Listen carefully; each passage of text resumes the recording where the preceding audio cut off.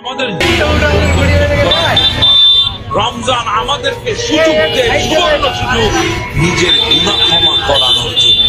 রমজান গুনাহ ক্ষমা করানোর মাস, গুনাহ ক্ষমা সুবর্ণ সুযোগ। এর বিষয় বেড়েছে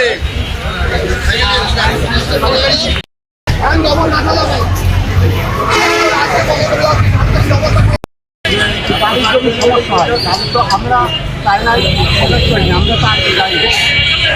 সরকারি আসছে, তাই না? এখন উনি যেভাবে বলছে যে গাড়িগুলো এভাবে একটা রাস্তায় যদি আপনি বাই রোড করেন, বাই রোড গাড়ি চালালে এ মাথা ও মাথায় যাবে, বাই রোড কোথায় গাড়ি চালাবে?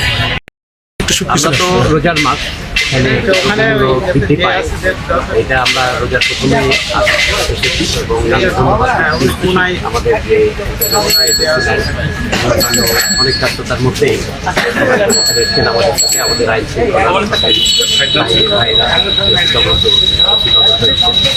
আমরা সব জায়গায় ঘুরলাম।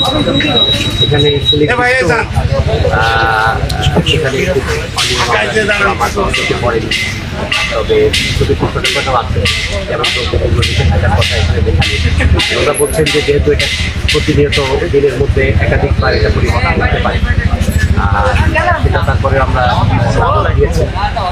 আর এখানে আমরা রেজিস্ট্রি অফিসেও আসতাম, সেখানে বিভিন্ন সমস্যা আছে, সেগুলো আমরা এখানে শুনেছি, যেমন বিল্ডিং নাই এবং মূলত জনবলের সমস্যা। এখানে 3 জন থাকার কথা, 3 জন আছেন, একজন অসুস্থ, যে কারণে জেলাতে 3 জন থাকার আছে, তাতে করে ওনাদের জন্য কষ্ট হয়ে যায়। সে কারণে একদিনের বেশি না করতে পারেন না, এই একদিনে অনেক বেশি ভিড় করে যায়। এটা লোকবলের সমস্যার ব্যাপারে আমরা আমার মনে হয় এখানে উন্নয়নের সুযোগ আছে। আমরা আবার আসবো, আমাদের যে জিরো টলারেন্স এখানে আমরা বলেছি যে আমাদের কাছে কিছু অভিযোগ এসেছিলাম যে বিভিন্ন জায়গায় কিছু আমরা আজকে কিছু পাই না, তারপরে জিরো টলারেন্স আমাদেরকে আমরা বাড়ি এবং যাতে মানুষ, সাধারণ মানুষ যাতে অনলাইন বা অতিরিক্ত পয়সা দেওয়া যাবে প্রয়োজন না হয়, এবং আমরা আবার আসবো। আমার দিক থেকে ক্ষেত্রে আমি মহোদয় এবং আজকে এপি মহোদয় এসেছেন। আমাদের এখানে মোটামুটি স্বাভাবিক আছে, আর লেবু এবং শসার দামটা আমরা বেশি পেয়েছি এবং এটা রমজানে যেটি হয় এটির হঠাৎ করে চাহিদাটা বেড়ে যায়।